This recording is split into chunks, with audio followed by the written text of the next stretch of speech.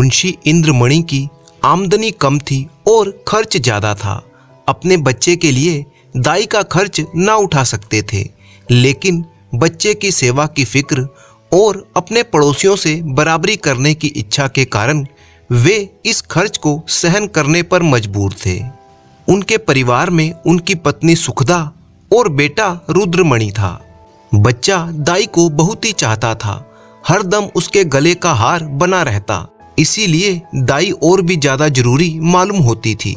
पर शायद सबसे बड़ा कारण ये था कि वो दाई को जवाब देने का साहस नहीं कर सकते थे। बूढ़ी दाई उनके यहाँ पर 3 साल से नौकर थी। उसने ही उनके इकलौते लड़के का लालन पालन किया था। अपना काम बड़ी ही मुस्तैदी और परिश्रम से करती थी। उसे निकालने का कोई बहाना नहीं था और बेकार की खुजड़ निकालना इंद्रमणि जैसे भले आदमी के स्वभाव में नहीं था। परंतु उनकी पत्नी सुखदा इस संबंध में अपने पति से सहमत ना थी। उसे हमेशा इस बात का संदेह रहता कि दाई हमें लूट रही है। जब भी दाई बाजार से सामान लेकर लौटती तो वह दालान में छिपकर देखती रहती कि आटा कहीं पर छिपा कर तो नहीं रख दिया, लकड़ियां तो नहीं छिपा देती। दाई की लाई हुई हर चीज को वह घंटों देखती, पूछताछ करती, बार बार पूछती, इतना ही क्यों, क्या भाव है, क्या इतना महंगा हो गया। दाई कभी तो इन प्रश्नों का उत्तर बड़ी ही नम्रता से देती, किंतु जब कभी बहू जी ज्यादा तेज हो जाती तो वह भी कड़ी पड़ जाती थी, कस्में खाती और अपनी सफाई पेश करती। इस वाद विवाद में घंटों लग जाते थे। यह रोज की ही दशा थी और प्रतिदिन यह नाटक दाई के आंसुओं के साथ खत्म होता था। दाई का इतनी सख्तियां झेल कर भी इस घर में पड़े रहना सुखदा के संदेह को और भी ज्यादा पुष्ट करता था। उसे कभी विश्वास ही न होता था कि ये बुढ़िया केवल बच्चे के प्रेमवश यहाँ पर पड़ी हुई है। संयोग की बात है, एक दिन दाई को बाजार से लौटने में जरा देर हो गई। वहां 2 कुंजड़ियों में देवासुर संग्राम मचा हुआ था।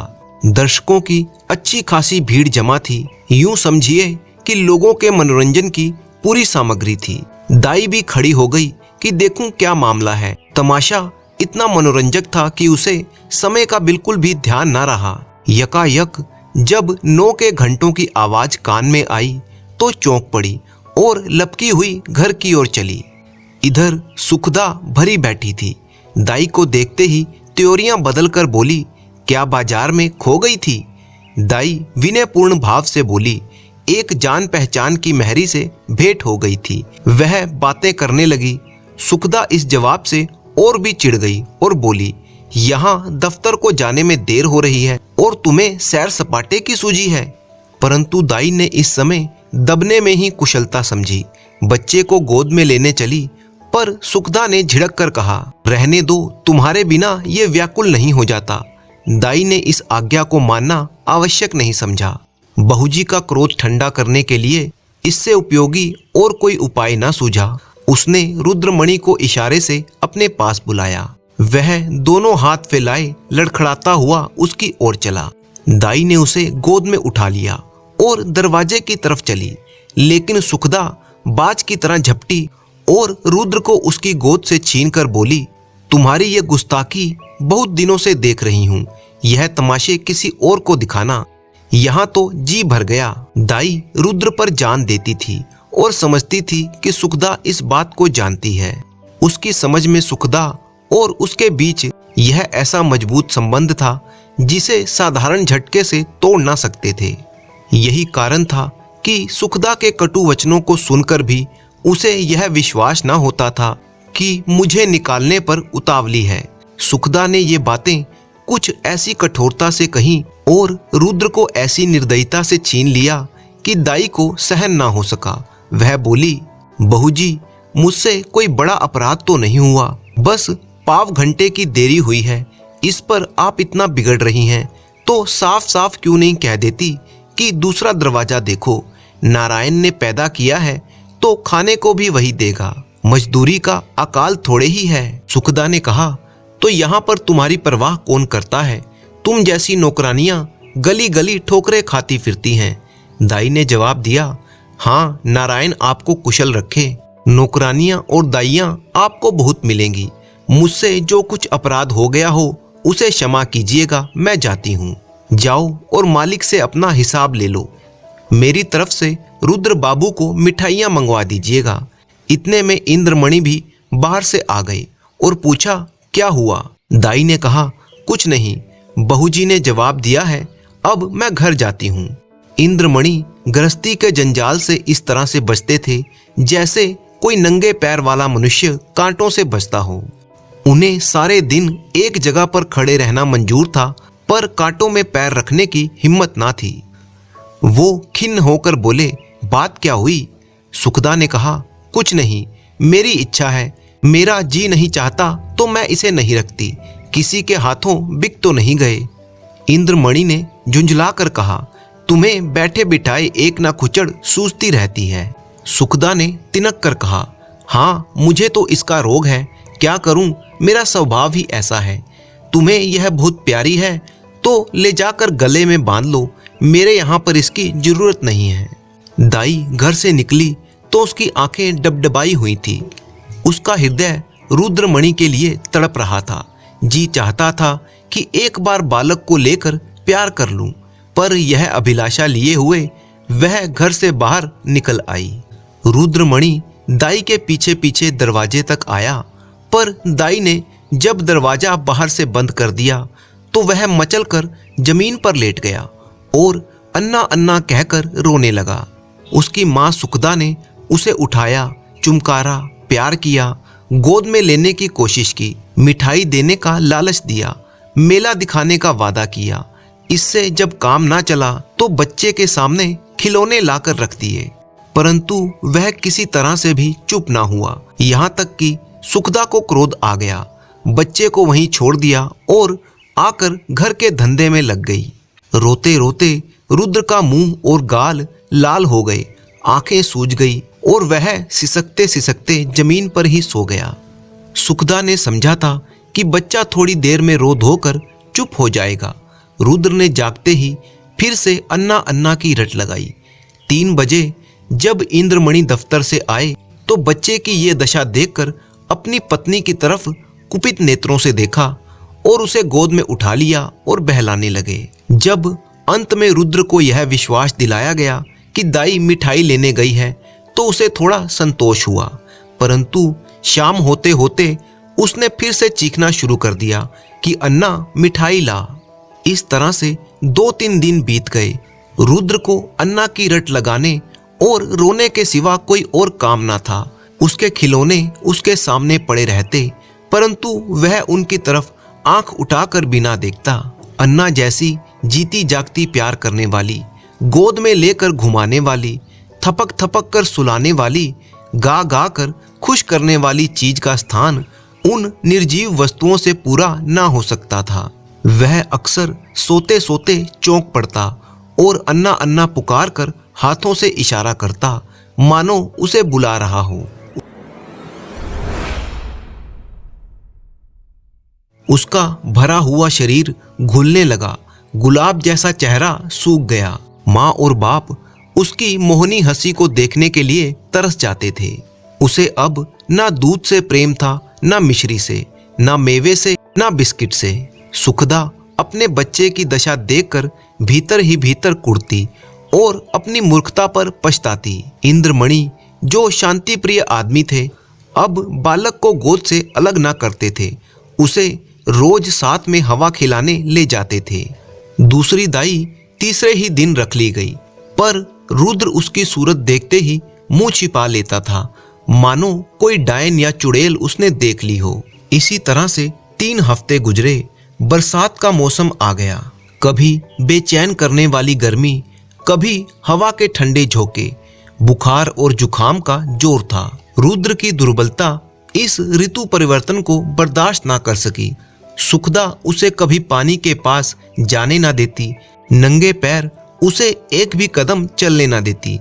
पर सर्दी लग ही गई। रुद्र को खांसी और बुखार आने लगा। प्रभात का समय था। रुद्र चारपाई पर आंख बंद करके पड़ा था। डॉक्टरों का इलाज बिल्कुल निष्फल हो चुका था। सुखदा चारपाई पर बैठी उसकी छाती में तेल की मालिश कर रही थी। इंद्रमणि विषाद की मूर्ति बने हुए करुणापूर्वक आंखों से बच्चे की तरफ देख रहे थे। इधर वह अपनी पत्नी सुखदा से बड़ा ही कम बोलते थे।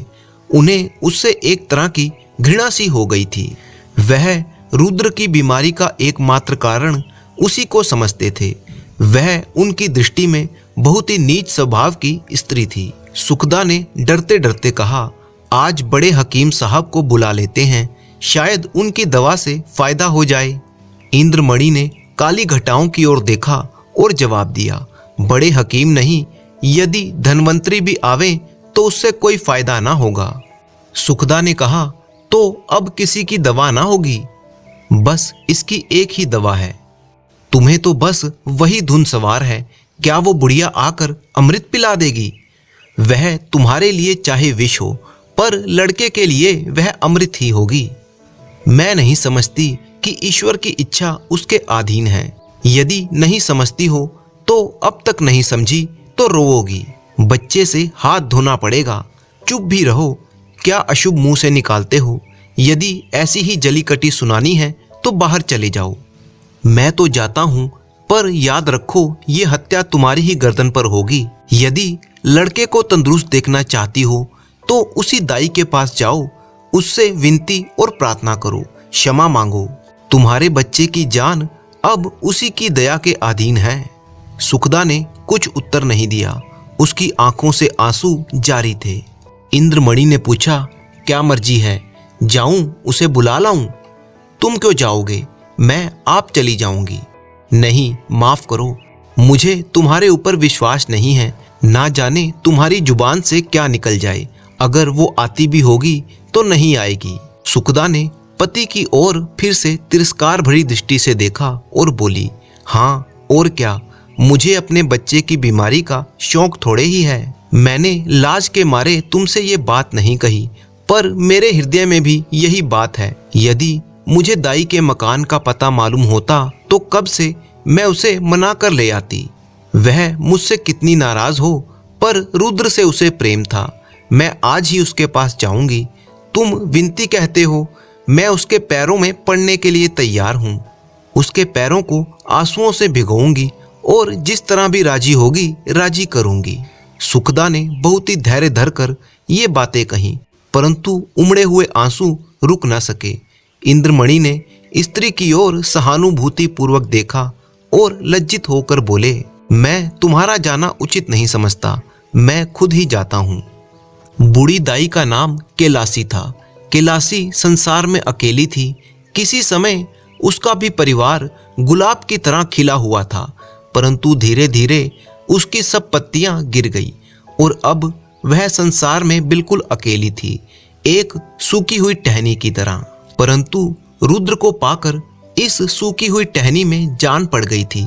इसमें हरी भरी पत्तियां निकल आई थी। कैलासी रुद्र की भोली भाली बातों पर न्योछावर हो गई, पर वह अपना स्नेह सुखदा से छिपाती थी, इसीलिए कि माँ के हृदय में द्वेष ना हो। वह रुद्र के लिए छिप छिप कर मिठाइयाँ लाती और उसे खिलाकर प्रसन्न होती। उसे बुरी नजर से बचाने के लिए तावीज और गंडे लाती रहती। यह उसका विशुद्ध प्रेम था, उसमें स्वार्थ की गंध भी ना थी। रात ज्यों त्यों कटी। सुबह को वह घर के बाहर झाड़ू लगा रही थी। कैलासी का हृदय तड़प गया।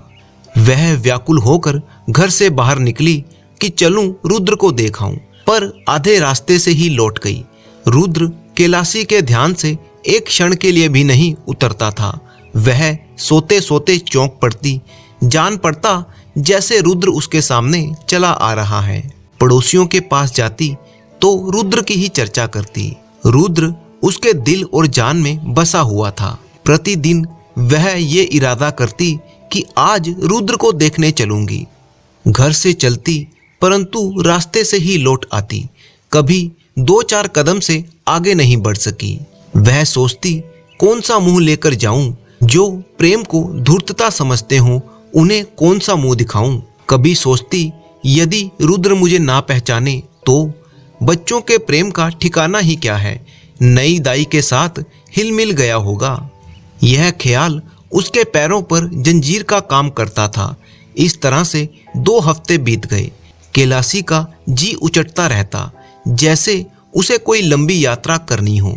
घर की चीजें जहां की तहां पड़ी रहती, ना खाने की सुधि थी ना कपड़ों की। संयोग की बात है, इन्हीं दिनों बद्रीनाथ की यात्रा का समय आ गया। मोहल्ले के कुछ लोग यात्रा की तैयारियां करने लगे। कैलाशी की दशा इस समय उस पालतू चिड़िया की तरह थी जो पिंजड़े से निकलकर उड़ना चाहती थी। उसे अपनी यादों को भुलाने का ये अच्छा अवसर मिल गया। वह भी बद्रीनाथ की यात्रा के लिए तैयारियां करने लगी। आसमान पर काली घटाएं छाई हुई थी और हल्की फुल्की फुहारें पड़ रही थी। स्टेशन पर यात्रियों की भीड़ थी। कुछ गाड़ियों पर बैठे हुए थे, कुछ अपने घर वालों से विदा हो रहे थे। चारों तरफ एक चहल पहल सी मची हुई थी। कोई अपनी स्त्री को सावधान कर रहा था कि धान कट जावे तो ठीक से रखवा देना। कहीं कोई लाला जी अपने मुंशी को समझाते कि हिसाब किताब ठीक से रखना। कैलाशी भी एक गाड़ी में बैठी हुई सोच रही थी, इन भले आदमियों को अब भी संसार की चिंता नहीं छोड़ती। वही बनीज व्यापार, लेन देन की चर्चा। रुद्र इस समय यहाँ पर होता तो बहुत रोता, मेरी गोद से कभी ना उतरता। लौट कर आऊंगी तो उसे अवश्य देखने जाऊंगी। या ईश्वर, किसी तरह से ये गाड़ी चले, गर्मी के मारे जी व्याकुल हो रहा है। इतनी घटा उमड़ रही है किंतु बरसने का नाम नहीं लेती। मालूम नहीं ये रेल वाले क्यों देर कर रहे हैं। ये नहीं कि झटपट गाड़ी खोल दें, यात्रियों की जान में जान आए। एकाएक उसने इंद्रमणि को प्लेटफॉर्म की तरफ आते देखा। उसका चेहरा उतरा हुआ था और कपड़े पसीने से तर थे। वह गाड़ियों में झांकने लगा।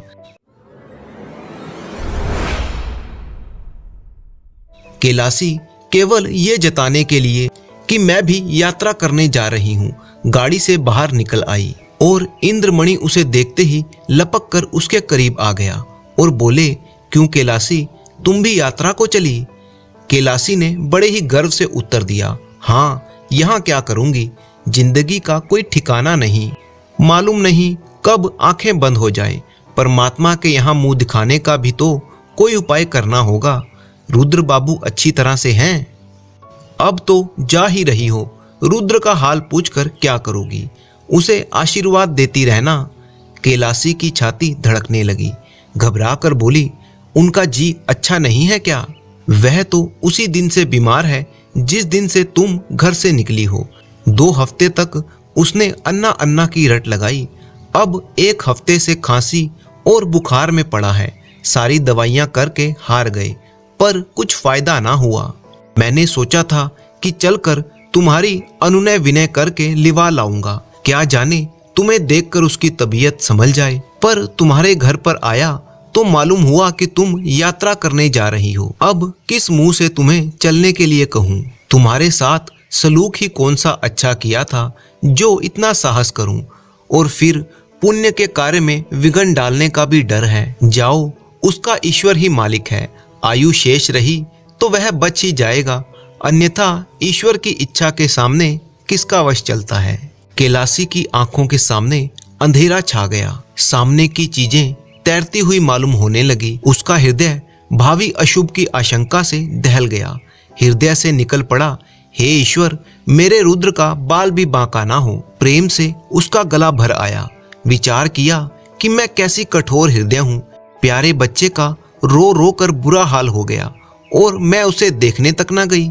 सुखदा का स्वभाव अच्छा नहीं था किंतु रुद्र ने मेरा क्या बिगाड़ा था। मैंने माँ का बदला बेटे से लिया। हे ईश्वर, मेरे अपराध को क्षमा करो। प्यारा रुद्र मेरे लिए हुड़क रहा है। इस ख्याल से कैलाशी का कलेजा महसूस उठा और आंखों से आंसू बह निकले। डर कर वह बोली, दूध तो पीते हैं ना? तुम दूध पीने को कहती हो। उसने 2 दिन से आंखें तक नहीं खोली।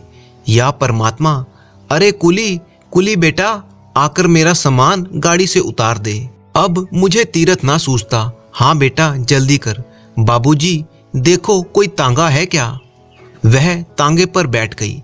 घोड़ा धीरे धीरे चल रहा था। कैलाशी बार बार झुंझलाती थी और तांगे वाले से कहती, बेटा जल्दी कर, मैं तुझे ज्यादा पैसे दे दूंगी। रास्ते में मुसाफिरों की भीड़ देखकर उसे क्रोध आता। उसका जी चाहता था कि घोड़े के पंख लग जाएं, लेकिन इंद्रमणि का मकान करीब आने पर कैलाशी का हृदय उछलने लगा। अंत में इंद्रमणि का मकान आ पहुंचा। कैलाशी ने डरते डरते दरवाजे की ओर ताका, जैसे कोई घर से भागा हुआ अनाथ लड़का शाम को भूखा प्यासा घर आ रहा हो। दरवाजे पर सन्नाटा छाया हुआ था। महाराज बैठा सुरती मल रहा था। कैलाशी को जरा डाडस हुआ। घर में बैठी नई दाई कुछ काम कर रही थी। ये देखकर उसके हृदय में बल का संचार हुआ। सुखदा के कमरे में गई तो उसका हृदय कांप रहा था। सुखदा रुद्र को गोद में लिए दरवाजे की ओर एकटक ताक रही थी। वह शोक और करुणा की मूर्ति बनी दिखाई देती थी। कैलाशी ने सुखदा से कुछ नहीं पूछा। रुद्र को उसकी गोद से लिया और रुद्र की तरफ सजल नयनों से देखकर कहा, बेटा रुद्र, आंखें खोलो। रुद्र ने आंखें खोली। क्षण भर दाई को चुपचाप देखता रहा। तब यकायक दाई के गले से लिपट कर बोला, अन्ना आई, अन्ना आई। रुद्र का पीला मुरझाया हुआ चेहरा खिल उठा, जैसे बुझते हुए दीपक में तेल पड़ जाता है। रुद्र की सेवा करते हुए दाई को 1 हफ्ता बीत गया। प्रातः काल का समय था। रुद्र आंगन में खेल रहा था। इंद्रमणि ने बाहर से आकर उसे गोद में उठा लिया और प्यार से बोले, तुम्हारी अन्ना को मारकर भगा दें। रुद्र ने मुंह बनाकर कहा, नहीं। पास ही खड़ी कैलाशी बोली, क्यों बेटा, तुमने तो मुझे बद्रीनाथ नहीं जाने दिया। मेरी यात्रा का पुण्य फल कौन देगा? इंद्रमणि ने मुस्कुरा कर कहा, तुम्हें उससे कहीं ज्यादा पुण्य मिल गया है। बच्चे की जान बचाकर तुमने तीर्थ नहीं, महातीर्थ किया है। इसके बाद एक बार फिर से कैलाशी उस घर में काम करने लगी और रुद्र की देखभाल करने लगी। एक गांव में रहते थे श्रीमान चिंतामणि जी। वैसे तो चिंतामणि जाति से एक ब्राह्मण थे, परंतु उन्होंने पंडिताई का काम छोड़कर ब्याज पर पैसों का लेन देन शुरू कर दिया था। चिंतामणि के परिवार में उनकी पत्नी रेवती, 7 साल का बेटा हीरामन और उनकी बूढ़ी माँ थी। एक दिन की बात है, सावन का महीना था। रेवती रानी ने पाँव में मेहंदी रचाई, मांग चोटी सवारी, तब अपनी बूढ़ी सास से जाकर बोली, अम्मा जी, आज भी मैं मेला देखने जाऊंगी। बहू की बात सुनकर वह बोली, भीग जाओगी तो बच्चे को जुकाम हो जाएगा। नहीं अम्मा, कुछ देर ना लगेगी, अभी चली आऊंगी। रेवती ने अपने 7 साल के बेटे हीरामन को अच्छे अच्छे कपड़े पहनाए, नजर लगने से बचाने के लिए काला टीका लगाया और अपनी सहेलियों के साथ मेला देखने चली गई। मेले वाली जगह पर एक बहुत बड़ा तालाब था, जिसे किरत सागर कहा जाता था। किरत सागर के किनारे औरतों का जमघट लगा हुआ था। आज मेले में गुड़ियों की विदाई थी। कुंवारी लड़कियां अपनी अपनी गुड़ियों को पानी में बहा रही थी। रेवती ये सब सैर देख रही थी और हीरामन तालाब की सीढ़ियों पर खड़ा था। सीढ़ियों पर काई लगी हुई थी। अचानक उसका पांव फिसल गया तो वह पानी में जा पड़ा। रेवती चीख मारकर दौड़ी और सर पीटने लगी। दम के दम वहां पर मर्दों और औरतों की भीड़ लग गई, मगर यह किसी की इंसानियत तकाजा न करती कि पानी में जाकर बच्चे की जान बचाए। सवारे हुए बाल बिखर न जाएंगे, धुली हुई धोती भीग न जाएगी। देखते देखते 10 मिनट गुजर गए, मगर किसी आदमी की हिम्मत नहीं हुई कि वह बच्चे को बचा सके। गरीब रेवती पछाड़े खा रही थी। अचानक उधर से एक आदमी अपने घोड़े पर चला जा रहा था। यह भीड़ देखकर वह उतर पड़ा और एक तमाशाई से पूछा, ये कैसी भीड़ है? तमाशाई ने जवाब दिया, एक लड़का डूब गया है। कहाँ? जहां वह औरत रो रही है। मुसाफिर ने फौरन अपनी धोती कसी और पानी में कूद पड़ा। चारों तरफ सन्नाटा छा गया। लोग हैरान थे कि ये आदमी कौन है। उसने पहला गोता लगाया तो लड़के की टोपी मिली। दूसरा गोता भी लगाया, परंतु खाली हाथ। और तीसरे गोते के बाद जब वह ऊपर आया तो लड़का उसकी गोद में था। तमाशाइयों ने जोर से वाह वाह का नारा बुलंद किया। माँ दौड़कर बच्चे से लिपट गई। इसी बीच पंडित चिंतामणि के कई मित्र वहां पर आ पहुंचे। लड़के को होश में लाने की फिक्र करने लगे। आधे घंटे के बाद लड़के ने आंखें खोल दी। लोगों की जान में जान आई। डॉक्टर साहब को बुलाया गया। डॉक्टर साहब ने कहा, लड़का 2 मिनट पानी में रह जाता तो बचाना असंभव था, मगर जब लोग अपने गुमनाम भलाई करने वाले यानी उस आदमी को ढूंढने निकले जिसने बच्चे को बचाया था, उसका कहीं पता न लगा। चारों तरफ आदमी दौड़ाए गए, सारा मेला छान मारा, मगर वह नजर नहीं आया। इस बात को अब 20 साल गुजर गए। पंडित चिंतामणि का कारोबार दिन प्रतिदिन बढ़ता ही जा रहा था। इसी बीच में उनकी माँ की मृत्यु भी हो चुकी थी। रेवती बहू से सास बन चुकी थी। लेन देन, बही खाता, सब कुछ हीरामणि देखता था। हीरामणि अब एक हष्ट-पुष्ट, लंबा तगड़ा नौजवान था। वह स्वभाव से बड़ा ही अच्छा और बड़ा ही नेक था। कभी कभी बाप से छिपकर वह गरीब गांव वालों को बिना ब्याज के ही कर्ज दे दिया करता। चिंतामणि ने कई बार इस अपराध के लिए अपने बेटे को आंखें दिखाई और कई बार धमकी भी दी। हीरामणि ने एक बार संस्कृत पाठशाला के लिए 50 रुपए का चंदा दे दिया। इस बात पर पंडित जी को इतना क्रोध आया कि 2 दिनों तक उन्होंने खाना नहीं खाया। ऐसे अप्रिय प्रसंग आए दिन होते रहते थे। इन्हीं कारणों से हीरामणि की तबीयत अपने बाप से कुछ खिंची खिंची रहती थी, मगर उसकी ये सारी शरारतें हमेशा रेवती की साजिश से हुआ करती थी। जब कस्बे की गरीब विधवा या जमींदार के सताए हुए असामियों की औरतें रेवती के पास आकर हीरामणि को आंचल फैला फैला कर दुआएं देने लगती, तो रेवती को ऐसा मालूम होता कि मुझसे ज्यादा भाग्यवान और मेरे बेटे से ज्यादा नेक आदमी दुनिया में कोई ना होगा। तब उसे बरबस ही वह दिन याद आ जाता जब हीरामणि किरत सागर में डूब गया था और उस आदमी की तस्वीर उसकी आंखों के सामने खड़ी हो जाती जिसने उसके लाल को डूबने से बचाया था। उसके दिल की गहराई से दुआ निकलती और ऐसा जी चाहता कि उसे देख पाती तो उसके पांव पर गिर पड़ती। उसे अब पक्का विश्वास हो गया था कि वह मनुष्य न था बल्कि कोई देवता था। आज के दिन हीरामणि की 27वीं सालगिरह थी। रेवती के लिए यह दिन साल के दिनों में सबसे ज्यादा शुभ था। आज उसका दया का हाथ खूब उदारता दिखलाता और वह गरीबों में दान करती। यही एक अनुचित खर्च था जिसमें पंडित चिंतामणि भी शरीक हो जाते थे।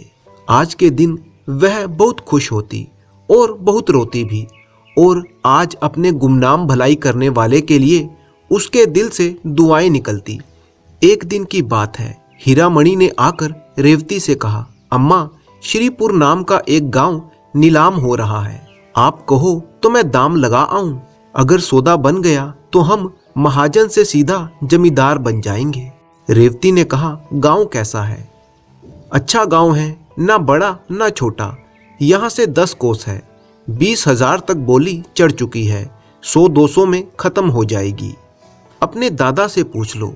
उनके साथ 2 घंटे माथापच्ची करने की फुर्सत मुझे नहीं है। हीरामणि अब घर का मालिक हो गया था और चिंतामणि की एक ना चलने पाती। दूसरे दिन हीरामणि ने श्रीपुर गांव की बोली लगाकर उसे अपने नाम कर लिया। अब वह महाजन से जमींदार हो गया और अपने मुनीम और 2 चपरासियों को लेकर गांव की सैर करने की योजना बनाने लगा। श्रीपुर वालों को खबर हुई कि नए जमींदार का आगमन होने वाला है। घर घर नजराने देने की तैयारियां होने लगी। 5वें दिन शाम के वक्त हीरामणि गांव में दाखिल हुआ। दही और चावल का तिलक लगाया गया। गांव के 300 आदमी हाथ बांधे हुए उनकी सेवा में खड़े थे। मुनीम ने गांव वालों का परिचय कराना शुरू किया। गांव के जो लोग जमींदार को लगान देते थे उन्हें असामी कहा जाता था। मुंशी ने हीरामन के सामने गांव के असामियों का परिचय करना शुरू किया। जो असामी जमींदार के सामने आता वह अपनी हैसियत के मुताबिक 1 या 2 रुपए उनके पांव पर रख देता। देखते ही देखते 500 रुपयों का ढेर लग चुका था। हीरामणि को पहली बार जमींदारी का मजा मिला। पहली बार धन और बल का नशा महसूस हुआ। सब नशों से ज्यादा तेज, ज्यादा घातक धन का नशा है। जब असामियों की फहरिस्त खत्म हो गई तब मुंशी से बोले, कोई और असामी बाकी तो नहीं? मुंशी ने कहा, हाँ महाराज, एक असामी बाकी है, तखत सिंह। वह क्यों नहीं आया? जरा मस्त है। मैं उसकी मस्ती उतार दूंगा, जरा उसे कोई बुला कर लाए। थोड़ी ही देर में एक आदमी वहां पर पहुंचा और जमींदार को बिना दुआ सलाम किए वहां पर खड़ा हो गया। उसकी यह गुस्ताखी देखकर हीरामणि को बुखार चढ़ आया। वह कड़क कर बोला, अभी किसी जमींदार से पाला नहीं पड़ा, एक एक की हेखड़ी भुला दूंगा। तखत सिंह ने हीरामणि की तरफ गौर से देखकर जवाब दिया, मेरे सामने 20 जमींदार आए और चले गए, मगर कभी किसी ने इस तरह घुड़की नहीं दी। ये कहकर वह मुड़ा और अपने घर की तरफ चल पड़ा। तखत सिंह की ये हरकत हीरामणि को अपना अपमान महसूस हुई। हीरामणि मन ही मन में तखत सिंह को नीचा दिखाने का मन बना चुका था। तखत सिंह जब घर पहुंचा तब उसकी बूढ़ी पत्नी ठकुराइन ने पूछा, देखा जमींदार को, कैसा आदमी है? अच्छे आदमी हैं, मैं उन्हें पहचान गया। क्या तुमसे पहले भी मुलाकात हुई है? मेरी उनकी 20 बरस की जान पहचान है। गुड़ियों के मेले वाली बात याद है ना? उस दिन के बाद से तखत सिंह फिर हीरामणि के पास ना गया। 6 महीने बीत गए। रेवती को भी श्रीपुर गांव देखने का बहुत शौक हुआ। वह और उसकी बहू सब लोग श्रीपुर गांव आए। गांव की सब औरतें उनसे मिलने आई। उनमें तखत सिंह की पत्नी बूढ़ी ठकुराइन भी थी।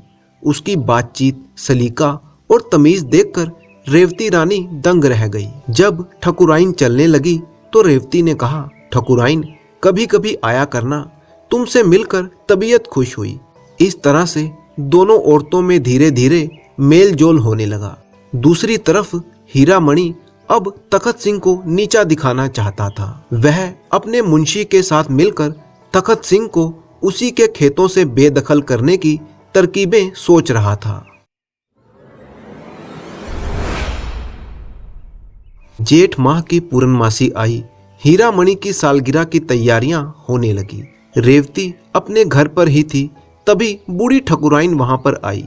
रेवती ने मुस्कुराकर कहा, ठकुराइन, हमारे यहाँ कल तुम्हारा न्योता है। तुम्हारा न्योता सिर आंखों पर। कौन सी वर्षगांठ है बाबू की? 29वीं। नारायण करे अभी ऐसे ऐसे 100 दिन तुम्हें और देखने को नसीब हो। ठकुराइन, तुम्हारी जुबान मुबारक हो। बड़े बड़े जंतर मंतर किए तब तुम लोगों की दुआ से यह दिन देखना नसीब हुआ है। मेरा बेटा जब 7वें ही साल में था तो इसकी जान के लाले पड़ गए थे। गुड़ियों का मेला देखने गई थी, यह पानी में गिर गया। तब एक महात्मा ने इसकी जान बचाई। इसकी जान उन्हीं की दी हुई है। बहुत तलाश करवाया पर उस महात्मा का पता ना चला। हर साल उसके नाम के 100 रुपए निकाल कर रखती हूँ। 2000 रुपए से कुछ ऊपर हो गए हैं। सोचती हूँ उस महात्मा के नाम से श्रीपुर में एक मंदिर बनवाऊंगी। सच मानो ठकुराइन, एक बार उनके दर्शन हो जाते तो जीवन सफल हो जाता, दिल की लालसा निकल जाती। रेवती जब खामोश हुई तब ठकुराइन की आंखों से आंसू बह रहे थे। रेवती क्या जानती थी कि जिसको वो ये सब सुना रही है उसी का पति वह महात्मा है। दूसरे दिन एक तरफ हीरामणि की सालगिरह का उत्सव था और दूसरी तरफ तखत सिंह के खेत नीलाम हो रहे थे। जगत सिंह की पत्नी ने जगत सिंह से कहा, मैं रेवती रानी के पास जाकर दुहाई मचाती हूँ। तखत सिंह ने जवाब दिया, मेरे जीते जी ये ना होगा। आषाढ़ का महीना आया। पूरे गांव में तेज बारिश होने लगी। किसान अपने अपने खेत जोतने चले गए, परंतु तखत सिंह की आंखों में लालसा भरी थी, क्योंकि अब उसके खेत थे ही नहीं। तखत सिंह के पास एक गाय थी, अब वह दिन भर उसे चराया करता। उसकी जिंदगी का अब यही एक सहारा था।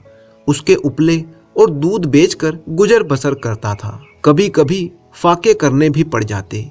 यह सब मुसीबतें उसने झेली, मगर अपनी कंगाली का रोना रोने के लिए वह एक दिन भी हीरामणि के पास ना गया। हीरामणि ने उसे नीचा दिखाना चाहा था, मगर उसे खुद से ही नीचा देखना पड़ा। जीतने पर भी उसकी हार हुई। रेवती को जब ये पता चला तब उसने अपने बेटे से कहा, बेटा तुमने गरीब को सताया है, अच्छा नहीं किया। हीरामणि ने तेज होकर जवाब दिया, वह गरीब नहीं है, उसका घमंड तोड़ दूंगा मैं। दौलत के नशे में मतवाला जमींदार वह चीज तोड़ने की फिक्र में था जो कहीं थी ही नहीं। जैसे नासमझ बच्चा अपनी परछाई से लड़ने लगता है। साल भर तखत सिंह ने ज्यों त्यों करके काटा। फिर बरसात आई। उसके घर की छत बड़ी ही कमजोर थी। एक दिन मूसलाधार बारिश में मकान का एक हिस्सा गिर पड़ा। गाय वहीं पर बंधी हुई थी, दब कर मर गई। तखत सिंह को भी काफी चोट आई थी। उसी दिन से उसे बुखार आना शुरू हो गया। दवा दारू कौन करता, रोजी का एक सहारा था वो गाय थी, अब वह भी ना रहा। घर में अनाज का एक दाना नहीं। अंधेरे में पड़ा हुआ तखत सिंह कराह रहा था कि तभी रेवती उसके घर आई। तखत सिंह ने आंखें खोली और पूछा, कौन है? ठकुराइन ने कहा, रेवती रानी है। मेरे धन्य भाग्य, मुझ पर बड़ी ही दया की। रेवती रानी ने लज्जित होकर कहा, ठकुराइन ईश्वर जानता है मैं अपने बेटे से हैरान हूँ। तुम्हें जो भी तकलीफ है मुझसे कहो। तुम्हारे ऊपर ऐसी आफत पड़ गई और हमें खबर तक ना की। ये कहते हुए रेवती ने रुपयों की एक छोटी सी पोटली ठकुराइन के सामने रख दी। रुपयों की झनकार सुनकर तखत सिंह उठ बैठा और बोला, रानी हम इसके भूखे नहीं, मरते दम मुझे गुनहगार ना बनाओ। रेवती पैसे लेकर वापस लौट गई। अगले दिन हीरामणि अपने कुछ साथियों के साथ उधर से जा रहा था। गिरा हुआ मकान देखकर वह मुस्कुराया। उसने दिल ही दिल में कहा, आखिर मैंने उसका घमंड तोड़ ही दिया। वह मकान के अंदर जाकर बोला, ठाकुर अब क्या हाल है? ठाकुर ने धीरे से कहा, सब ईश्वर की दया है, आप इधर का रास्ता कैसे भूल गए? हीरामणि को दूसरी बार हार खानी पड़ी थी। उसकी ये आरजू कि तखत सिंह मेरे पांव को आंखों से चूमे अभी भी पूरी ना हुई। उस रात को वह गरीब, आजाद, ईमानदार और बेगरज ठाकुर इस दुनिया से विदा हो गया। बूढ़ी ठकुराइन अब दुनिया में अकेली थी। कोई उसके गम में शरीक होने वाला, उसके मरने पर आंसू बहाने वाला नहीं था। बूढ़ी ठकुराइन अब खेतों और चारगाहों से गोबर चुनकर लाती और उसके उपले बनाकर बेचती। सारा गांव उसकी ये हालत देखकर उस पर तरस खाता था। यहाँ तक कि हीरामणि को भी अब उस पर तरस आने लगा। एक दिन उसने आटा, दाल, चावल थैलियों में रखकर उसके पास भेजा। रेवती खुद ये सामान लेकर गई, मगर बूढ़ी ठकुराइन आंखों में आंसू भरकर बोली, रेवती जब तक आंखों से सूझता है और हाथ पांव चलते हैं, मुझे और मरने वाले को गुनहगार ना करो। उस दिन के बाद से हीरामणि को फिर उसके साथ हमदर्दी दिखलाने का साहस ना हुआ। एक दिन रेवती ने ठकुराइन से उपले मोल ले लिए। गांव में पैसे के 30 उपले बिकते थे, मगर रेवती ने चाहा कि इससे 20 ही उपले ले लूं। उस दिन के बाद ठकुराइन ने उसके यहाँ उपले लाना बंद कर दिया। ऐसी देवियां दुनिया में कितनी हैं। क्या वह इतना भी ना जानती थी कि एक गुप्त रहस्य जबान पर लाकर मैं अपनी इन सब तकलीफों का खात्मा कर सकती हूँ, मगर फिर वह एहसान का बदला ना हो जाएगा। ये कहावत मशहूर है कि नेकी कर और दरिया में डाल। शायद उसके दिल में कभी यह ख्याल आया ही नहीं कि मैंने रेवती पर कोई एहसान किया है। बेचारी ठकुराइन ने बड़े ही कष्ट से वह दिन काटे। कई दिन उसे बिना खाए रहना पड़ जाता। कभी गोबर ना मिलता, कभी कोई उपले चुरा कर ले जाता। बुढ़िया ने यह सब दुख झेला, मगर किसी के सामने हाथ ना फैलाया। हीरामणि की 30वीं सालगिरह आई। ढोल की आवाज सुनाई देने लगी। एक तरफ घी की पूड़ियां पक रही थी, दूसरी तरफ तेल की। घी की पूड़ियां ब्राह्मणों के लिए और तेल की गरीबों के लिए। अचानक एक औरत ने रेवती से आकर कहा, ठकुराइन जाने कैसी हुई जाती है, तुम्हें बुला रही है।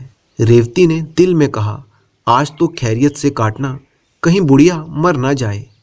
यह सोचकर वह बुढ़िया के पास ना गई। हीरामणि ने जब देखा अम्मा नहीं जाती तो वह खुद चल पड़ा। ठकुराइन पर उसे कुछ दिनों से दया आने लगी थी, मगर रेवती ने उसे रोकना चाहा। हीरामणि ने उसकी बात नहीं सुनी और ठकुराइन के मकान पर पहुंचा तो वहां बिल्कुल सन्नाटा छाया हुआ था। बूढ़ी औरत का चेहरा पीला था और जान निकलने की हालत उस पर छाई हुई थी। हीरामणि ने जोर से कहा, ठकुराइन, मैं हूं हीरामणि। ठकुराइन ने आंखें खोली और इशारे से उसे अपना सिर नजदीक लाने को कहा। फिर रुक रुक कर बोली, मेरे सिरहाने पिटारी में ठाकुर की हड्डियां रखी हुई हैं, मेरे सुहाग का सिंदूर भी वही है, यह दोनों प्रयागराज भेज देना। ये कहकर उसने आंखें बंद कर ली। हीरामणि ने पिटारी खोली तो दोनों चीजें हिफाजत के साथ रखी हुई थी। एक पोटली में 10 रुपए भी रखे हुए थे। ये शायद जाने वाले का सफर खर्च था। रात को ठकुराइन के कष्टों का हमेशा के लिए अंत हो गया। ठकुराइन ने प्राण त्याग दिए। उसी रात रेवती ने सपना देखा। सावन का मेला है, घटाएं छाई हुई हैं, मैं किरत सागर के किनारे खड़ी हूँ। इतने में हीरामणि पानी में फिसल पड़ा। मैं छाती पीट पीट कर रोने लगी। अचानक एक बूढ़ा आदमी पानी में कूदा और हीरामणि को निकाल कर ले आया। रेवती उसके पांव पर गिर पड़ी और बोली, आप कौन हैं? उसने जवाब दिया, मैं श्रीपुर में रहता हूँ, मेरा नाम है तखत सिंह। तभी रेवती का सपना टूटा और वह जाग गई। वह जान गई कि जिस महात्मा के दर्शन करने के लिए वह जिंदगी भर तरसती रही, वो तखत सिंह ही था। उसने तखत सिंह के नाम से गांव में एक मंदिर और एक धर्मशाला बनवाया। श्रीपुर अभी भी हीरामणि के कब्जे में है, मगर अब उसकी रौनक बदल गई है। वहां जाओ तो दूर से ही शिवालय का सुनहरा कलश दिखाई देने लगता है। जिस जगह तखत सिंह का मकान था, वहां एक शिवाला बना हुआ है। उसके सामने एक पक्का कुआं और पक्की धर्मशाला है। मुसाफिर यहाँ ठहरते हैं और तखत सिंह का गुणगान करते हैं। ये शिवाला और धर्मशाला दोनों उसी के नाम से मशहूर हैं।